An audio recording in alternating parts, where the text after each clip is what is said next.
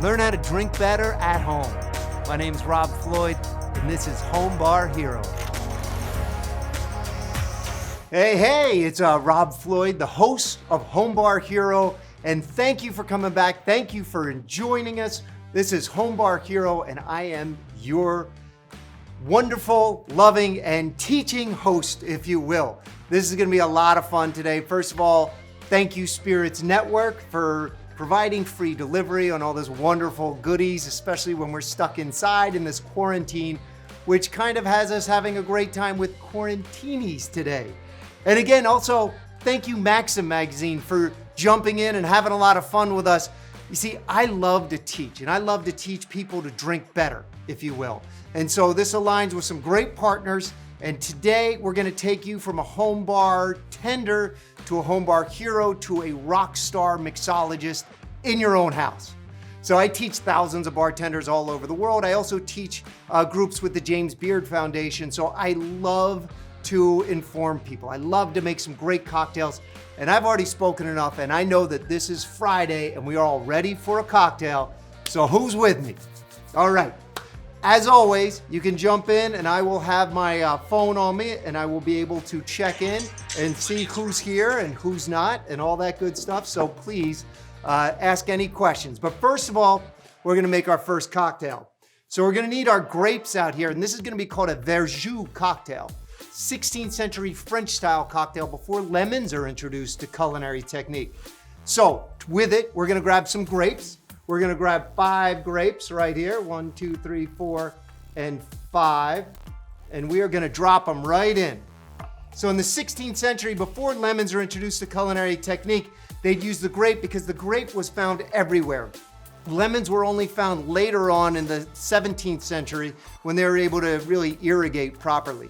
So with it, the verjus, meaning green juice, is what we're gonna create right now. We're gonna crush it with the muddler, and we're gonna crush it all in and build the template of a verjus style cocktail. And at the end, we're gonna do a really fun trick. Speaking of fun things, I have some winners to announce today. So from last week, I hope you guys are all ready. We had a lot of great people phone in and get ready over this excitement. So we have this, we're gonna take our citrus and we're gonna pour our citrus in. And if you want the recipes and all that, that's always at Rob Floyd Entertainment or Spirits Network. So we're gonna go citrus, and then we're gonna either go agave or simple syrup. So we're gonna we have just a little bit of simple syrup, and we're gonna balance that out. And then we're going to use elderflower liqueur. So just a dash, it'll give a great flavor, if you will, and we're going to just pop it over the top, and then a fun gin over it. So we're gonna go 2 ounces of this gin, which is the Room 101 gin, one of those small crafty places, and there's always some fun gins out there to play with. So 2 ounces right on in, and we're gonna come up to our favorite part, which is the shake, where we get to look really awesome. It is Friday, we have deserved this, and we are now ready to shake this cocktail. So, are we ready at home? Here we go. I love it, let's do it. I see Isaiah Garfino's ready to shake away. And as we shake, we're gonna go corner to corner, corner to corner. And once it gets nice and cold there, you can see the frost developing right around here. Icy, icy, icy cold, pop. And now we are ready. So this is a great cocktail on its own, but we're gonna have a little fun with it right now. As I said, we're gonna take you and build you into an absolute incredible rock star mixologist. And with it, we're gonna go ahead and just do a little pour here, straining it into the glass. And once we strain it on in, this comes the fun part. We're gonna take our wine. Now, everything that we deal with has a molecular weight. Gin has a molecular weight, wine has a molecular weight. With wine here, we're gonna turn around and use a Pinot Noir, because a Pinot Noir has 1 molecule of red, so it'll always float on top. So we're gonna take it with here and we're gonna catch a little bit of it over the top and sink it in. When you get used to it for a while, you can take a knife and you can float it that way as well. So here we go. We are gonna float the Pinot Noir, which has 1 molecule of red. As we become a home bar hero, we can see that float right across the top. Cabernets have 2 molecules of red. Malbec, which is that slang for black beet. If you see somebody drinking Malbecs, they'll almost have like dark gums to them. So Pinot Noir is very light, very silky, and it'll stay on top. The reason why is, first of all, you look really cool making this cocktail at home. Floating something across the top is one of those really special things you can do. So floating it this way also adds a great flavor to the palate, because on each sip, I'm gonna get a little tannin from the wine, and then the cocktail is gonna rebalance every which time. So it's Friday, it's Quarantini time. This is our first of the day. So may I say, cheers to everybody. Let us start off with our first Quarantini of the day.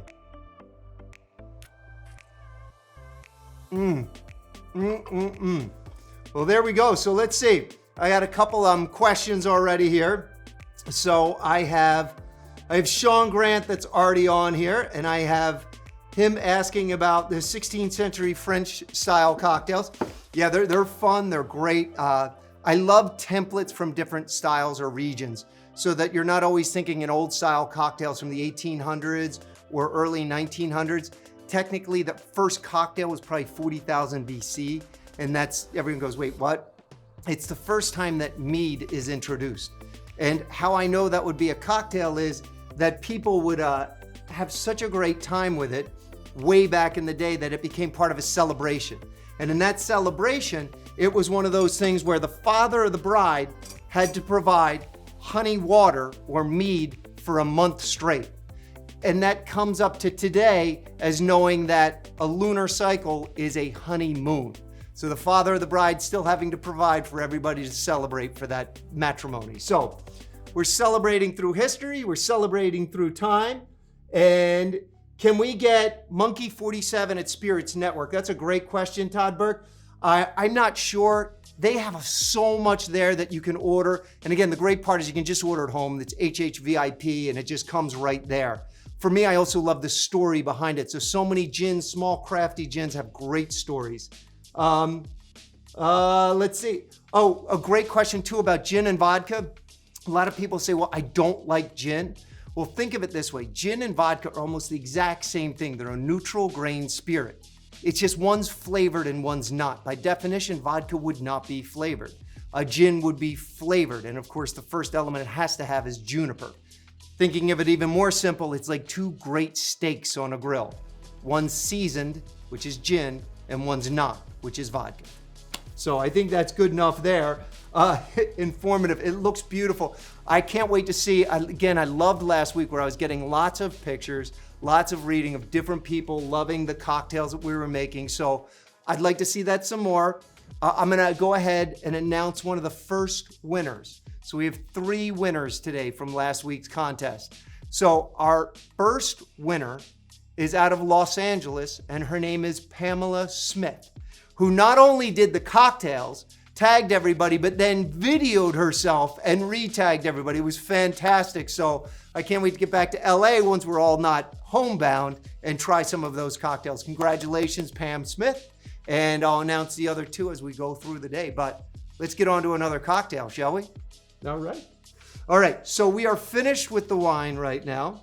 We are finished with the gin for the moment. And we're gonna go up and we're gonna bring up Aperol. Little Aperol, little club soda, and a little sparkling wine or champagne. So we have these 3, and this is what's gonna be a build cocktail. Perfect summer, and listen, we all can't wait. We're dreaming of summer. We're looking out the window and we see summertime and it's just right there. So this is a great cocktail that you're gonna be able to make at any time. So a build cocktail means you're not gonna be using this. We're gonna get rid of this. We've already made our Verjus cocktail. We've already visited 16th century France, so we're gonna get rid of that or save it for later. And we're gonna build this cocktail with a fun technique that I love to show people because you'll use it a lot, and it's one of those things that's great to do at home. So we're gonna ice our glass first. So as I'm icing, just nice little ice here. And I'm gonna go about equal parts of this next cocktail. Now, most of the time when people use a club soda, they'll take the top off and they'll pour. And then within an hour, this goes flat. So I'm gonna show you something that's gonna save you with your club sodas. It's also gonna make you look like a home bar hero, like you belong at Spirits Network or Maxim, making these drinks for everyone else and being the rock star. So I just crack it a little bit, right? So it's just breathing a bit. I take my club soda and I go to pour like this. And it just pours nice and easy that way, but then I immediately seal it. It looks easy, it is easy, but it saves your soda the whole way through. So we have our club soda poured right in. We're gonna next turn around and we're gonna take some champagne. We're gonna go ahead and pour our champagne in, and we're pouring right away. And as you see, it's bubbles right up there. And so this is gonna be a lighter cocktail, one of those you can enjoy through the day, you can enjoy anytime you want, as far as like, it's a great day drinking cocktail. It's also one of those great aperitif style cocktails. Next, we're gonna use Aperol. Now I heard, somebody ask earlier today about, well, if I don't have Aperol, can I use Campari? And the answer is absolutely, you can use Campari, just cut it way back. The difference for me between Aperol and Campari is very bold and brash Italian liqueur. It's wonderful, but it is very strong, and you have to kind of get used to it. Aperol, I like to say, is very light. It's almost like Campari's cute little sister. It's very flirty and fun and approachable and easy and laughs and smiles. And here we go. We are gonna go ahead and pour this gorgeous Aperol right over the top. As we see the color start to change, so I have an ounce in there. Of course, I love Aperol, so I'm gonna go a little bit more, and it's a big glass. So real nice, pretty color there.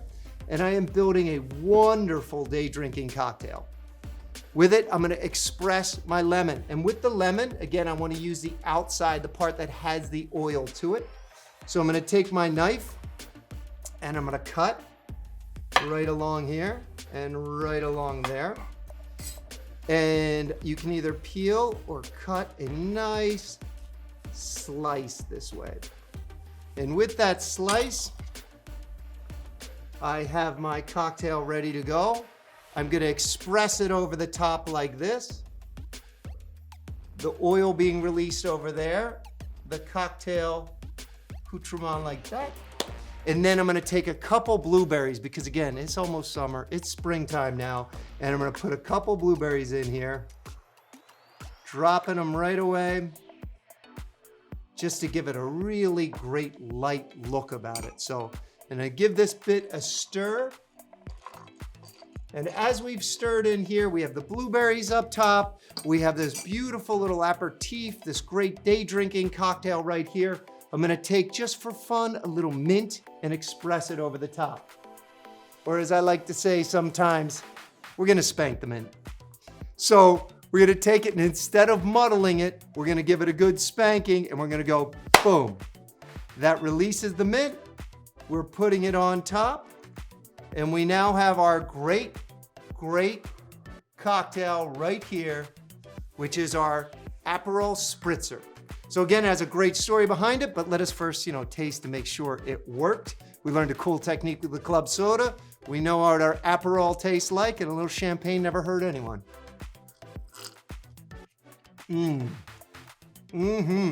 Ms. Buzzle said it's one of her favorite drinks. It is absolutely fantastic. There's a couple different fruits. Yes, that's a great question. Are there fruits in Aperol? There are a couple different fruits that are distilled within it and finished it. It makes it a great, almost orange or bitterness to the end of it. So it's absolutely fantastic that way. I see Barry White from Scotland is yelling cheers. So we have our Polish friend, Agata, saying club soda the same as Sprite. Technically, no, Sprite has a lemon lime flavor to it. Soda is like that crisp thing, but both will work in here. So you're okay, and it's also a Friday, or at least I think it is in Poland. So there we go, our Spritz Er, we have that great drink. We're gonna move on to our third, but the last thing is when people say spritz, what do they mean? All cocktails has a history. All food has a wonderful story behind it. So if I'm looking at the story of food, I wanna say, what does spritzer mean? So spritzer was actually from the Germans when they had invaded and the Austrians invaded North Italy. They hated the wine, absolutely hated it. They thought it was vile. So what they did was they turned around and they would add water to it. They'd add water to this Italian wine and make it a spritz of water to make the Italian wine palatable. So we now know what a spritzer is. We now are about to make our third cocktail. And our third cocktail is gonna be a really fun one. Our winner, our second winner, is from Northern Virginia, and his name is Carlos Vidal, who did all of the drinks, bought the spirit, and showed off to everybody. So Carlos Vidal, big applause for you. Congratulations, way to go. Can't wait, I'm gonna have to taste with all of you.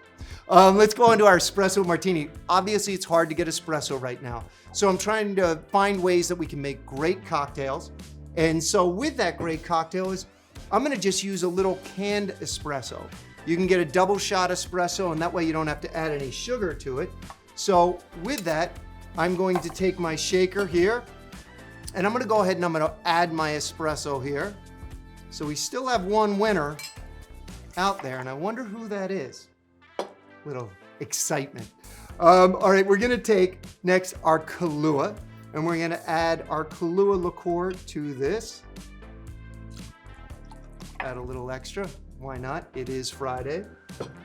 And then finally, we're gonna take another, this is a North 40. It is a beautiful little vanilla vodka. If you don't have vanilla vodka, you can always use regular vodka with a dash of vanilla extract. That'll be fantastic with it. So we go ahead and we now are going to add a little ice, and we are going to do our favorite part, which is our shake. And we shake away. Here we go.